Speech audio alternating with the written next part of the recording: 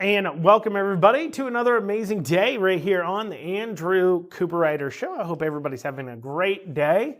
Today we're going to be digging into some bad bills, bad bill alerts. So get out your pen, write this number down because it's the number to the legislative hotline.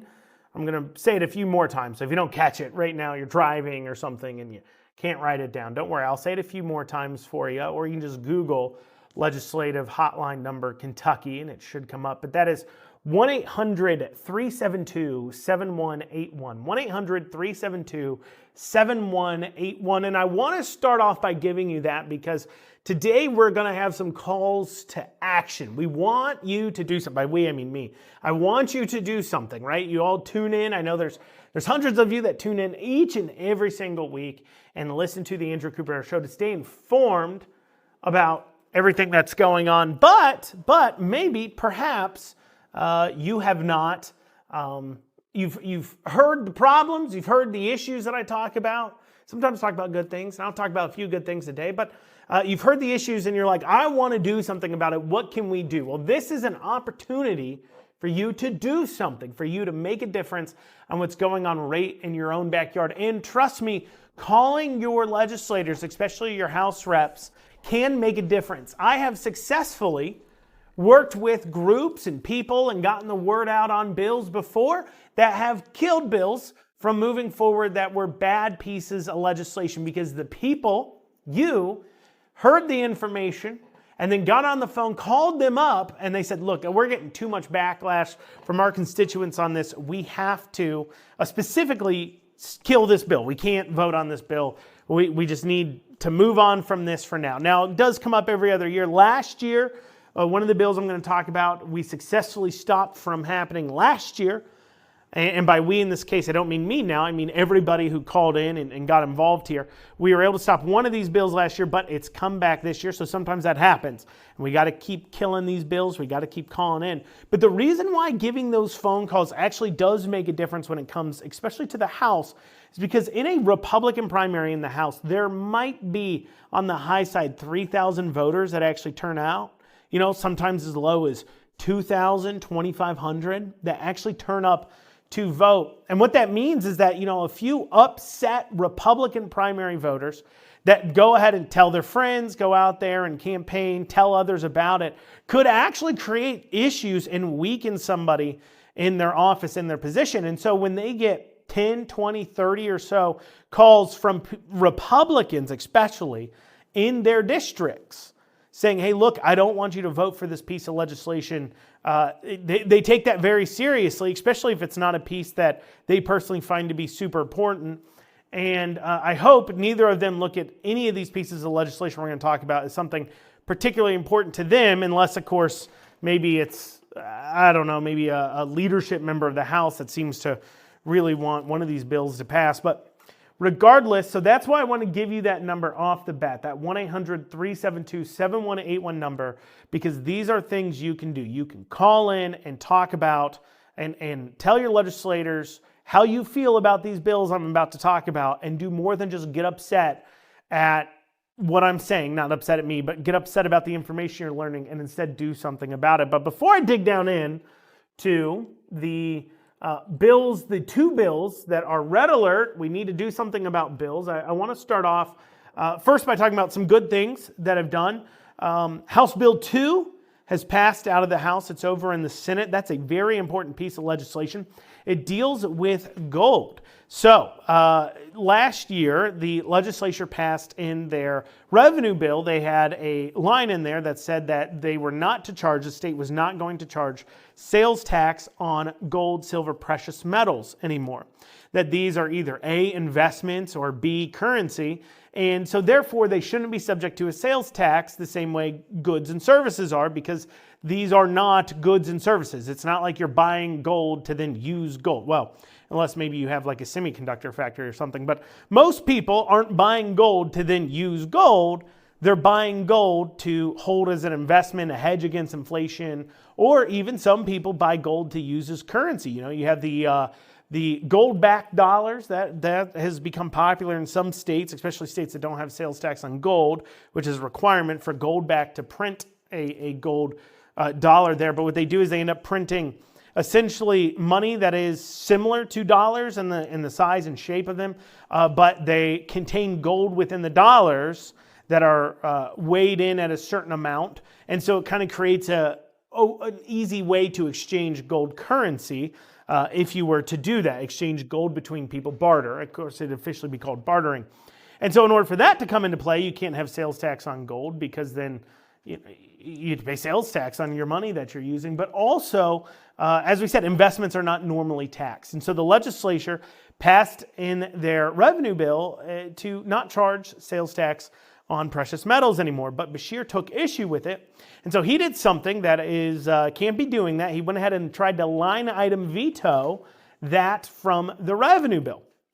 Now, line item vetoing is only available to the governor in spending bills. When they put forward a bill to put in appropriations of what they're going to spend money on, to budget things, to spend money on specific projects, the governor has the ability to line item veto, so he doesn't have to veto the entire 100-page, 150-page, or however long it is, revenue bill, budget bill that's talking about all the different departments and how much money they can spend in them. Instead, he can go through and say, oh, scratch that, scratch that, scratch that, and just veto parts of the bill. And then the legislature can vote over whether or not they want to overcome those specific line items and pass the bill as it was before, or if they want to let the governor's veto stand on specific line items. Well, Beshear decided he didn't like that line in the revenue bill. He says that if you're buying gold, you can afford to pay sales taxes. That's his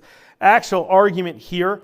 And in return for that, so he decided he was going to line item veto and issue that veto. Well, the House and the Senate went to the Attorney General, and the Attorney General issued an opinion saying, nope, you can't line item veto a revenue bill. You either approve it or disapprove the whole thing. So they didn't vote to overcome Beshear's line item veto, because they decided, based upon the letter of the law, the state constitution, that Beshear can't be line item vetoing those things. So if they went ahead and overcame his veto, they'd be giving credence to the idea that he could line item veto revenue bills. So he went ahead and just passed it without overcoming his veto. They enrolled it as to law without the legislature overcoming the veto. So Beshear decided that he was going to ignore that anyways. He said that I line item vetoed it. I believe my veto stand. You all, the legislature, you never voted to overcome my line item veto. So I'm going to go ahead and start collecting, and still, not start because he was already doing it, but still collect sales tax on precious metals. And they have been collecting sales tax on precious metals for the last, 8 months or so. So House Bill 2 would seek to fix this by saying, no, you can't collect sales tax pursuant to the revenue bill. And if you decide to go ahead and do so from here on out, the people who are enforcing this illegal tax will lose their qualified immunity and will be able to be held responsible directly for their misuse of government and tyranny on individuals, because they're losing their qualified immunity because they're no longer fulfilling the roles of their office. They're misusing the government powers they've been entrusted with. And also, anybody who's gotten their tax collected needs to have the tax returned with interest. And if you continue to violate this, there's automatic penalties that had to be paid to the victim here, the person whose sales tax has been collected illegally. And those penalties will come out of the governor's budget himself, or the revenue office's budget. So if they want to keep collecting these taxes, basically per person they're collecting these taxes from, so much money will get sucked out of their budget that they won't have the money to do it anyways. It's a pretty good piece of legislation.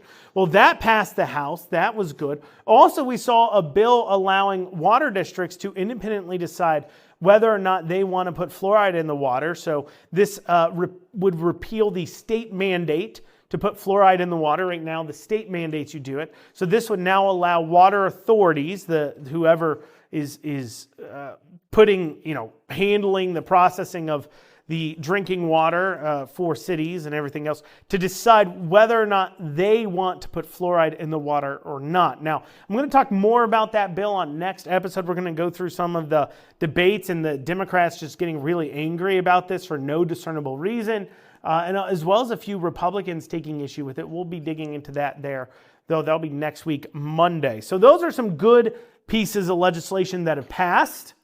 But now let's go to what has passed out of committee in the House. These two bills are both in the House that needs to be dealt with. Now, there's a lot of bad bills that get filed all the time, and I don't talk about a lot of them because, frankly, they are going nowhere. They're probably filed by Democrats, or they're just bills that there isn't a lot of desire to go ahead and pass. And so just because a bad bill's wrote doesn't mean that I'm going to talk about it. When a bill comes into play, though, when we do need to start talking about it, is when it goes ahead and gets passed out of committee. Now, it used to be, back in the day, that the Committee on Committees, which is basically leadership committee that then assigns bills out to individual committees. It used to be that bills would be held in the Committee on Committees and then moved to committees, the correct committees that they need to be moved into. So, for an example, if it's regarding a new law that deals with criminal punishments, that goes over to the Judiciary Committee. If it's a education law dealing with schools and education, well, then that goes over to the Education Committee. If it deals with the budget, it goes over to the Appropriations and Revenue Committee, right? So each committee, and it's a smaller group of legislators, 10, 15 or so, depends on the committee, that are on those committees that then go ahead and vote on whether or not those should pass out of committee. And then once they pass out of committee, they then can be considered for the floor. So it used to be in the House that Committee on Committees could hold on to the bills and not assign them to a committee.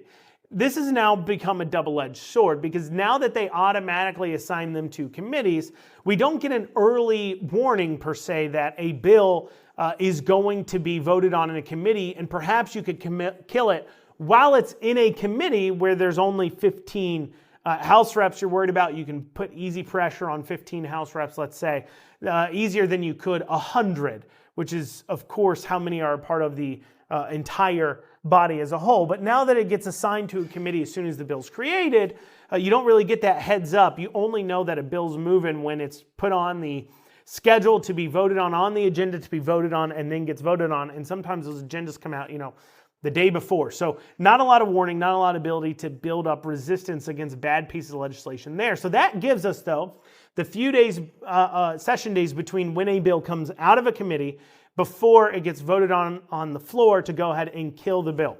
And in this case, the two bills we're talking about have both passed out of committee already. I believe both passed out of the Judiciary Committee, so it is worth us talking about.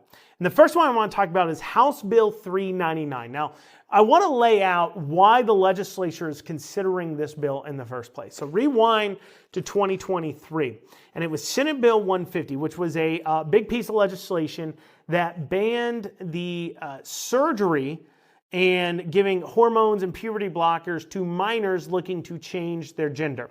And then it also required school districts to back off of pushing this whole gender theory, LGBTQ, trans theory nonsense onto kids without at least parental consent or parental warning, and giving the ability for the parents of kids to go ahead and opt their children out of those kinds of teachings and that kind of garbage. And so it did a mix of things. But of course, this leftists went crazy. You're in their belief system, their crazy belief system. If you don't let kids chop off body parts and take life-altering drugs to change their gender, they're going to kill themselves and literally die. And that is all your fault now, you mean, angry legislators, because you decided to withhold them. And so in a natural way, the leftists freaked out. And if you've never been to the Senate or the House, I think it's important you understand kind of the layout. So when you walk into the Capitol building, you walk through the initial metal detectors, which, side note, are completely useless, as it is 100% legal for you to carry a gun or a rifle around inside the Capitol building. And if you come up to the metal detector and you just tell them, oh, I'm armed, they just have you walk through the metal detector anyways or walk around it. They don't care. So I don't even know why we have metal detectors there. biggest waste of money. But anyways, putting that to the side. So you walk through the metal detectors in the front door, and then you open up onto the rotunda area, the center of it that's kind of in a circle. And then you go up the floors there, and on one side of the building, as you enter the building, on the left side is the House, and on the right side is the Senate chambers. And in both of those chambers, they have galleries where you can go and you sit up high and you can look down onto the floor, and you're there to quietly watch what the legislators are doing. And then also when they hold committee hearings, of course they're held in big rooms, and you can go there and sit and watch. And in some cases, if the chair will allow it, you can even sign up to speak for or against a bill that they're meeting on. Well, the leftists freaking out about this decided that they wanted to go ahead and put in place their heckler's veto. They're going to make a play at doing a heckler's veto. And for those of you who don't know what that is, that's basically where we're going to shout you down. So even though maybe the majority of people, the vast majority of people support something and want something to pass, this small group of people, by just yelling loud enough, can make it to where nobody can do business. And when it was set to be voted on in the House, members of the far left went up to the galleries, and then kind of one by one, they stood up and started shouting and yelling down at the members on the floor, holding up their ability to pass the legislation. And so then the Kentucky State Police, under direction from the Sergeant at Arms and the Speaker of the House, had those people removed as they spoke up. They got removed, and they were charged, I believe, with third-degree trespassing, something along those lines. And they were taken to jail, and they paid like a $50 fine or $75 fine and were let back out. So understand that I get it. You know, people yelling and shouting and the heckler's veto is not acceptable. Also understand that committee chairs, Speaker, Sergeant at Arms, the Senate President, they do have tools already at their ability. They can clear the galleries completely. They can shut them down. They can have people removed. They can clear committee rooms. They can have people removed from committee rooms. So really, when a person stands up and starts yelling, it's not as if everybody has to sit there and wait for them to lose their breath. They can be forcefully removed. What we're really talking about is basically a few minute interruption per person that does it, and having them removed. In the case of Senate Bill 150, the heckler's veto didn't stop them from voting on the bill, didn't stop the bill from passing. It really only held them up for about 30 or so minutes. Now, I'm not saying they shouldn't have the ability to keep people from being up in the galleries, or, they have to conduct their business, and you can still watch the everything going on the floor on KET, online, and other places. And since you're not supposed to be speaking or making noise anyways in the gallery, sitting up there really doesn't make much of a difference unless you're just kind of interested to see what's going on, and you want to see body language and the whole body as a whole. But otherwise, it's not necessary for you to know the vote, who's voting, what the arguments are, and what's taking place on the floor. In fact, myself, I've been removed from a gallery. I wasn't yelling or shouting or anything else like that. In fact, they really hadn't even started doing anything. This was at the time where I was running against Donald Douglas, Senator Douglas there. And I was running against him, and I think it was Thayer or Stivers or something. They didn't like the fact that I was running against Douglas, and myself and I believe it was Nick Sorter, for those of you who don't know who that is. He's bigger on Twitter now, but he used to be more of a local Kentucky activist. And so Nick Sorter and myself were sitting up in the gallery, and it was before they even started voting, and Thayer or Stivers or somebody had the Sergeant at Arms come and remove us from the gallery. We didn't make a peep. We weren't planning on making a peep. We weren't holding signs. We weren't doing anything. We were just sitting and watching. That was our plan, just sit and watch. I was up there anyways. Might as well sit and watch what's going on while I was waiting for the House to come into session, because I was interested in something that was going to go on there that day. And I never threw a fit about this online. I haven't even talked about this before now, and because I understand that that is their ability to do, and I'm not trying to take that away from them. So I want you to understand all the tools they have as I lay out what House Bill 399 would do. What it would do would make disorderly or disruptive conduct in any legislative building, as determined by the Speaker, the Senate President, the Sergeant at Arms, or a committee chair, and if you were to disorderly or disruptive to commit disorderly or disruptive conduct in a legislative building at all, Not just in the galleries, not just in the chambers, keep that in mind, but anywhere in the building. Now, for those of you who are unaware, not only you can disagree with protesters, you may hate protesting all you want to, but the fact of the matter is it is a time-honored American tradition to protest. Our founders protested. And you don't go protest in some free speech corner where nobody can hear you, and the people who are taking the vote don't have to confront at least the fact that this body of people are taking issue with what they're doing. That would negate the entire point of a protest. And so, historically speaking, in the Kentucky Capitol, in the rotunda, inside the building, and keep in mind, historically speaking, inside the building makes a lot of sense because not only is it so the legislators have to at least are aware that there's that many people there protesting something, but also it's important because remember, our sessions are held starting in January until the latest is April. And so from January to April, now we all live in Kentucky. We all know that the weather in Kentucky during that time isn't super great. And so by being able to protest inside, like a lot of people do, not only does it do a better job of making sure the legislators are aware of who's all there, but also in inclement weather, it doesn't hurt your turnout. And so it does make it a little bit easier for you to go ahead and schedule larger protests. In fact, I have battling vaccine mandates scheduled protests that occurred within the rotunda. Now, you can't block legislators from going about their way. You can't get physical with anybody. You can't block egress or anything like that. I all understand that. But protesting inside the rotunda is a time-honored tradition in Kentucky. There's several every year. Yours truly has organized them. Yours truly has set them up. Yours truly has taken part in them. Okay? So you're inside the rotunda area and you're protesting, but under this bill, if you become too loud outside of the doors, you have no idea. You have no idea how loud and what they can hear. What's the right level? Just if at some point the Speaker of the House, for an example, decides that your protesting out in the rotunda is too loud and is he doesn't like it, he can go ahead and order you to be arrested under this crime that they're creating, which is protesting or disrupting the legislative process. So that's disorderly or disruptive conduct in any legislative building. So too loud of a protest out in the rotunda where protests are held all the time, straight to jail. Now on top of that, for those of you who are still unconvinced on whether or not this would be a problem, let me also remind you that January 6th protesters created a disturbance just by the sheer number of them and the amount of them that were protesting.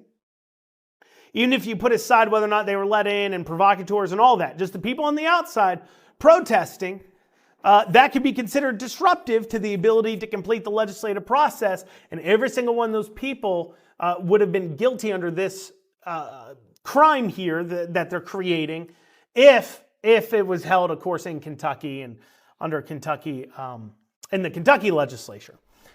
So it's not just that they're creating this crime. You say, well, they're creating this crime, but, is it really a big deal? Well, let me now get to what the punishments are. And oh, by the way, let's say you go ahead and decide to set up the protest, but for some reason, you're sick, you don't attend, and you can't take part or have any control of what's going on there, and then it becomes disorderly, you too could be charged without even being there. Because according to the bill, it also says that a person is guilty of interference with the legislative proceeding in the first degree with the intent to disrupt, impede, or prevent the General Assembly from conducting business. He or she knowingly engages in, conspires to engage in, or facilitates another person engaging in disorderly or disruptive conduct in any legislative building, and the conduct disrupts, impedes, or prevents the General Assembly from conducting business. So if it disrupts the General Assembly, and you helped organize it, but you weren't there, and it just so happens that now starts disrupting them, you too can be charged without even being there. Now I say, once again, you may say, Andrew, maybe you're making a big deal about this, but let me tell you what the punishments are. So if you commit if you commit the crime of interference with the legislative proceeding in the first degree, here's your punishment, okay? Now, your first offense is a Class A misdemeanor punishable by up to 1 year in prison. And a second offense would be a Class D felony, which is punishable by up to 5 years in jail. Y'all, let me tell you some other crimes that are considered Class D felonies. Rape in the second degree, sodomy in the third degree, electronic solicitation of a minor for sex, child abuse in the second degree.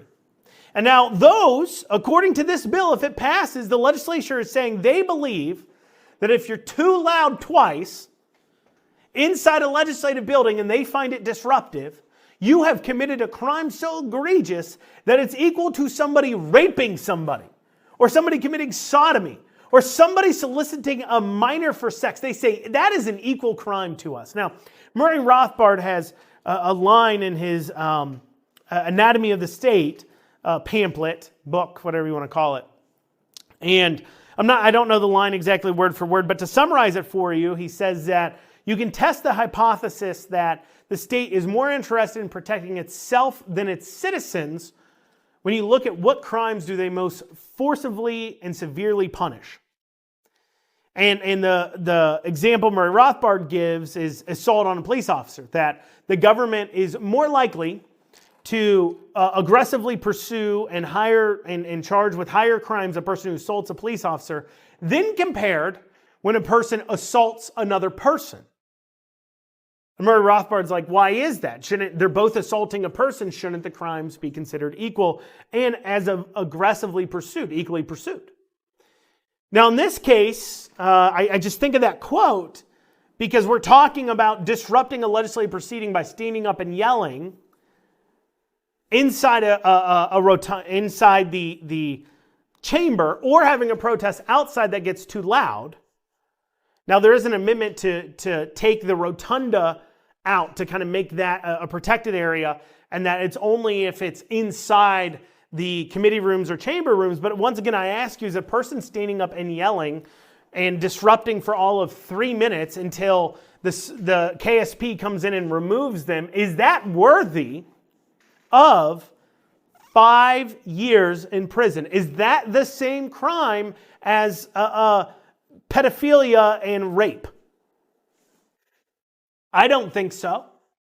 Maybe you disagree with me, but I don't think so. And look, like I said, I understand their need to keep it orderly in there, not allowing the heckler's veto. I'm with you. I'm with you on that. But this is too extreme. Like I said, some sort of stair-step, 3 strikes, you're out kind of program where, the first time it's a fine, the second time it's maybe, let's say, a month in jail or 2 weeks in jail or something like that. I mean, your average crazed leftist, the minute they go to jail for 2 weeks, they're going to suddenly start to behave a lot better. But even so, even if they don't go to jail they go to jail for 2 weeks and they decide it's worse, then maybe crank it up to 6 months, where they know they're going to jail 6 months if they disrupt it. And then beyond that, and also if you get to that point, the question becomes, why not just ban that individual from being in committee rooms or in the galleries? How many people do you think are going to be willing to spend 6 months in jail to yell about a bill that's going to end up passing anyways? How many people are going to be willing to do that? The list is relatively short, and I'm sure KSP, who already stands at the gallery doors as you go in, would easily be able to recognize those people and say, no, not you. And then once again, is going up there and yelling for 5 minutes going to be worth 6 months in jail? And let's also keep in mind that if they do pass this as a Class D felony, you lose your ability to own a firearm. So if twice they deem you to be too disruptive, you take part in 2 protests that become too disruptive in the Capitol Rotunda, or you're just overcome with emotion in committee room, and so you stand up and yell. And if that happens twice, you can no longer own a firearm. So I have 2 issues with this bill. One is that you're clearly chilling First Amendment protected activities when you're talking about outside of committee rooms, outside of committee chambers, outside of legislative chambers. But the other thing is the crime does not match the punishment. And also, too, let's be honest here, you're elected people. You should expect to take it on the chin sometimes. for the things you're saying. You should expect it. And then if you're so worried about what's going on outside, and a former state rep that commented on my post and agreed with what I was saying about this going too far, made the point that they're in the middle of revamping the House chambers and Senate chambers anyways. Just soundproof it better. While you're revamping it, just put in some soundproofing, and then it doesn't really matter what goes on outside the doors. You don't need to be throwing people in jail and creating new laws over it. So that's House Bill 399. Once again, the number to call to say, hey, vote no on this bill is 1-800-372-7181. 1-800-372-7181. Now on to our second piece of legislation here. This is House Bill 96. This is a backdoor red flag law. Now, for those of you who don't know, aren't aware, red flag laws are when you take away somebody's guns without them having committed a crime, but because you suspect they may commit a crime, and they haven't actually committed a crime yet, but you think for some reason they're going to be a danger, and so they go to a judge to order that their guns be taken away from them. Now, red flag laws don't do well in Kentucky. They've always died in committee if they get called at all, because of course, we're a pretty solid Second Amendment state. The voters care about the Second Amendment in Kentucky. But apparently that's not enough for the legislators, and so they got to get this bill passed that they want to pass, this House Bill 96, which is a backdoor red flag law. Let me explain what they're doing here, okay? So House Bill 96 deals with something called coercive control, all right? And this deals with EPO, so protection orders. Okay, so if someone files right now an EPO against you, you lose your ability to own, possess, transport, ship, receive firearms or ammunition. Okay? So this is like domestic violence. Think of things like that. Those are the kinds of protective orders that a judge can issue. Right? And so right now you can get an EPO on you if you physically injure or assault you or a child, or assaulted you or a child. So a person can file for one if somebody has physically assaulted them or a child, strangled you or a child, sexually abused or sexually assaulted you or a child, threatened to physically injure or assault you or a child, stalk you or a child, or did something to place you or a child in fear of imminent physical injury, serious physical injury, sexual abuse, strangulation, or assault. Or if you abused a household pet as a method of coercion, control, punish, intimidate, or take revenge, or did something to place you or your child in fear of imminent abuse of a household pet as a method to coerce, control, punish, intimidate, or take revenge against you or a child. So that's what current conditions are. Some would say that kind of seems broad, kind of seems iffy, and we've seen plenty of situations where EPOs get filed, they even get granted in some situations and then repealed because there's just not enough evidence to support what they're claiming. However, under House Bill 96, all a person now would have to do to put your Second Amendment right in jeopardy is to claim that you use technology to humiliate or exert undue influence over someone, engage in overt acts of psychological aggression, including humiliating or degrading someone. So what they've essentially done is they've moved the goalpost from EPO from something physical, a physical danger, that then would warrant you needing protective order, and then as a consequence of that, you get your guns and ammo taken away. They moved it from only physical to now meaning some sort of mental things, including exert undue influence over. What does that even mean, to exert undue influence over? What's the line there? Or overt acts of psychological aggression. What is that? Humiliating or degrading someone? On social media too, so you can do this on social media. So let's say you share a post, and I've seen these. You shouldn't do it. Don't air your dirty laundry online. But I've seen posts where, they'll make a post talking about how their ex, or soon-to-be ex-wife or ex-husband or what have you, is a cheater. And they'll make a post humiliating them and degrading them for the fact that they're a cheater in an attempt to embarrass them in front of public. And I'm not saying it's right to do. I'm not saying it's the right thing you should do as an individual. But, people feel humiliated and attacked and all these other things from their wife or husband when they cheat on them, and so they lash out in this way. Well, according to this bill, if you post what your significant other or ex-significant other determines to be too degrading or humiliating of a post about them, well, they can just turn around and file an EPO now against you because you made a post on social media. And the other thing about EPOs is a lot of it comes down to interpretation of a judge. One judge, not a jury, one judge gets to make the decision on whether or not you've crossed into that category. If you have a leftist judge sitting up there on the bench and they already are inclined to want to take guns away from people, giving them another excuse of mean social media posts to take away a person's Second Amendment right will certainly be abused. So understand that they may be trying to solve a problem of, sometimes people can control people and humiliate people and threaten people without actually physically putting violence on them. However,